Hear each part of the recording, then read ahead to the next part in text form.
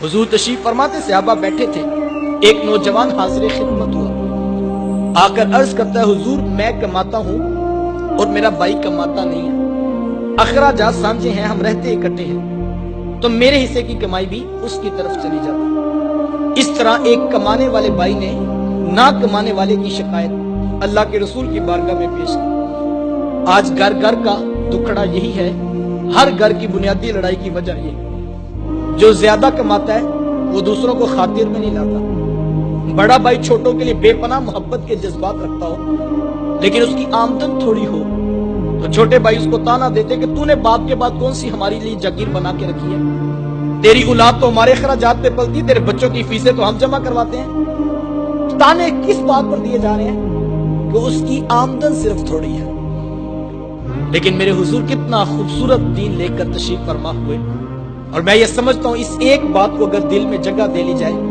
तो छोटी छोटी बातों पर यूं घर टूटने की तरफ कभी भी ना आए।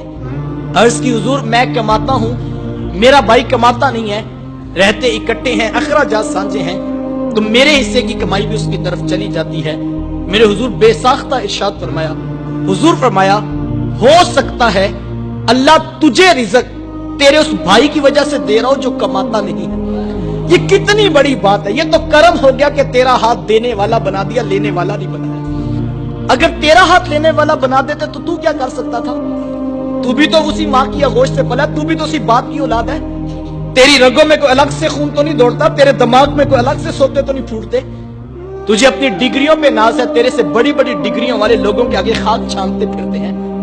सारी बरादरी पूरा खानदान नीचे रह गया, चचा ताए नीचे रह गए, 30-30 साल से कारोबार करने वाले। तेरा सितारा ओजे सुरैया की बुलंदियों को छूने लगा। तुझे इसलिए ऊंचा तो नहीं किया था कि तू एमपीए एमएनए के यहां ईद के गिफ्ट बेचता फिरे, तू जो है वो कॉलोनी वालों के साथ रिश्तेदारियां जोड़ता फिरे, तू वजीर मशीर से वजीर आजम तक रसाइयां हासिल करता फिरे। तुझे ऊंचा इसलिए किया था तू पलट के फिर नीचे देखता, और जो नीचे रह गए थे उनको खड़ा करने का मिजाज पैदा करता। वो किसी दानिश्वर ने किसी करोड़पति से पूछा था कि जनाब आप करोड़पति कैसे बन गए? तो उसने बेसाख्ता कहा, मैंने अपने नीचे वालों को लाखपति बना दिया, कुदरत ने मुझे करोड़पति बना दिया। जो नीचे मोहब्बतें बांटता है अल्लाह उसको ऊपर से रिज़्क की फरावानी अता करता है। हम समझते हैं कि अमीर के साथ ताल्लुक बनेगा तो फिर हम ऊपर जाएंगे। नहीं साहिब, अगर गरीब भाई की कदर करने का मिजाज बना लो तो ये इतना खूबसूरत वजीफा है कि ये रिज़्क में बरकत का समा करता है। हुजूर अलैहिस्सलाम से सहाबा ने एक दिन पूछा कि हुजूर रिज़्क में बरकत का वजीफा तो बताइए। तो हुजूर फरमाया कि तुम्हें रिज़्क में और उम्र में बरकत का वजीफा ना बता दो? अर्ज की, हुजूर आप इरशाद फरमाए टूटे रिश्तों को जोड़ा करो, अल्लाह रिज़्क में भी बरकत देगा, अल्लाह उम्र में भी बरकत देगा। ये बरकत का वजीफा था, लेकिन आज हम इससे कोसों जो है वो दूर चले गए। हर चीज का हिसाब 2 + 2 4 नहीं होता है। साहिब कुछ अखलाकियात भी माशरे के अंदर इस वक्त जो है फैलाने की जरूरत है। और मैं ये कहता हूं अगर इस्लाम की तालीमात को बगौर देखें तो इस्लाम का कैसा खूबसूरत हुस्न है। ये रिवायत आपने उलमा से सुनी है कि जो शख्स 40 कदम किसी मैयत को कंधा दे, किसी जनाजे के साथ चले, तो कंधे के जुदा होने से पहले पहले उसके सगीरा गुनाहों को बख्श दिया जाता है। यार किसके गुनाह बख्शे जा रहे हैं? जो एक मुर्दा के साथ, जिंदा के साथ ही मुर्दा का सहारा बन के खड़ा हो। कितनी देर के लिए? 40 कदम।